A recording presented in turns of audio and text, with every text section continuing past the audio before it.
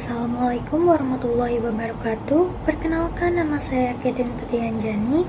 Saya di sini akan membahas tentang permasalahan-permasalahan dalam penarikan kesimpulan dan metode-metode pembuktian.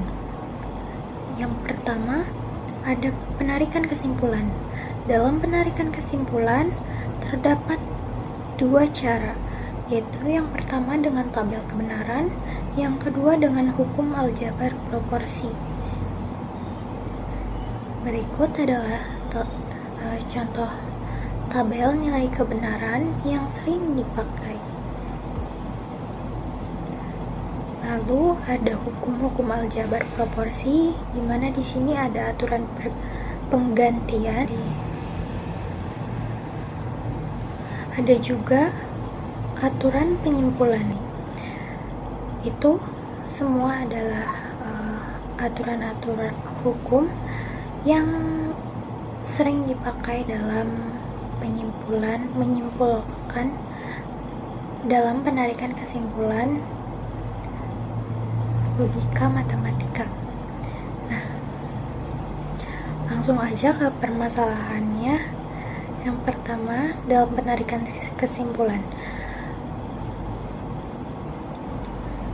Di sini terdapat dua premis, di mana yang pertama, jika siswa mengumpulkan tugas tepat waktu dan mengikuti seluruh ujian, maka siswa lulus. Yang kedua, premis yang kedua itu siswa tidak lulus. Lalu kita ditanyakan, apa kesimpulan logis yang dapat diambil? Nah, untuk menjawab hal ini, kita bisa memisalkan terlebih dahulu dengan menyimbolkan dengan P, Q, dan R, di mana P itu mengumpulkan tugas tepat waktu dan Q itu mengikuti seluruh ujian, R itu lulus. Didapatlah dari kedua premis tersebut, jika P dan Q maka R. Lalu premis yang kedua itu negasi R. Nah, untuk mendapatkan kesimpulan dari kedua premis tersebut, kita bisa menggunakan modus tollens, di mana jika P maka Q dan negasi Q, maka kesimpulannya adalah negasi P. Maka dari soal tersebut kita bisa dapatkan kesimpulannya, yaitu negasi P dan Q yang ekuivalen dengan negasi P atau negasi Q. Bisa didapatkannya negasi P atau negasi Q ini yaitu dengan hukum De Morgan. Nah, dari kesimpulan tersebut kita bisa menyimpulkan bahwa siswa tidak mengumpulkan tugas tepat waktu atau siswa tersebut tidak mengikuti seluruh ujian. Lalu kita ke metode pembuktian. Dalam metode pembuktian terdapat berbagai metode untuk melakukan pembuktian kesahan suatu argumen. Macam-macam metode pembuktiannya yaitu ada yang pertama, pembuktian langsung, kedua kontradiksi, ketiga kontraposisi, dan yang keempat itu induksi matematika. Nah, di sini saya akan membahas tentang permasalahan dengan dua metode pembuktian. Yang pertama itu ada pembuktian langsung, di mana kita diminta untuk membuktikan bahwa jika suatu bilangan genap, maka kuadratnya juga genap. Nah, untuk membuktikannya, kita misalkan terlebih dahulu N sama dengan 2K. Lalu kita kuadratkan keduanya, dan didapatlah N kuadrat sama dengan 2K kuadrat, di mana 2K kuadrat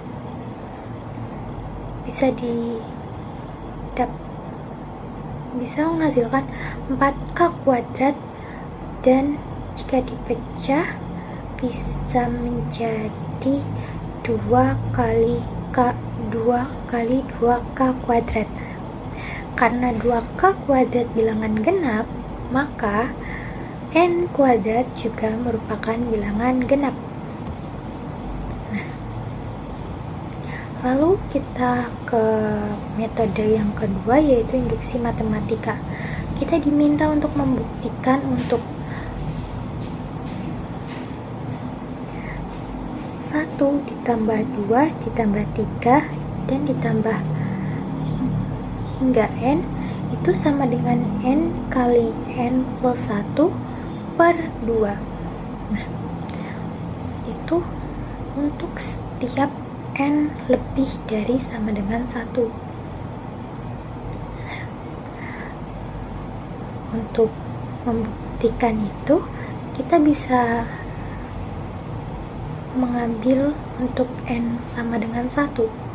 N sama dengan 1 itu sama dengan, kita masukkan ke rumus yang ini, kita bisa dapatkan 1 kali 1 plus 1 per 2, dimana 1 plus 1 ini 2, kali 1 2, 2 per 2 itu 1. Lalu didapatkanlah 1 sama dengan 1. Maka untuk N sama dengan 1 itu benar. Lalu kita misalkan untuk N sama dengan K, kita masukkan ke persamaan ini, didapatlah 1 ditambah 1 ditambah 2 ditambah hingga seterusnya hingga ditambah N itu sama dengan ditambah K sama dengan K kali K plus 1 per 2. Lalu yang ketiga itu kita ambil untuk N sama dengan K plus 1, dimana kita bisa masukkan menjadi 1 ditambah 2 ditambah hingga ditambah K, lalu ditambah dengan K plus 1 ini, lalu sama dengan K plus 1 dikali K plus 1 plus 1 per 2. Lalu karena dari 1 ditambah 2 hingga K itu sama dengan K kali K plus 1 per 2, itu bisa diambil dari langkah yang kedua ya, yang N sama dengan K. Lalu ditambah K plus 1 sama dengan K plus 1 kali K plus 2, K plus 2 dari sini ya, lalu per 2. Didapatlah yang ruas kiri, kita samakan penyebutnya. Ini K plus 1 kita kalikan dengan 2 per 2, didapatlah K kali K plus 1 plus ditambah 2 kali K plus 1 per 2. Lalu kita selesaikan yang penyebutnya, pembilangnya. Didapatlah K kuadrat ditambah K tambah 2K ditambah 1 per 2. Lalu ini kita sederhanakan menjadi, didapatlah plus 3K. Lalu dari K kuadrat ditambah 3K ditambah 2, kita bisa pecah menjadi K plus 2 kali K plus 1. K plus 1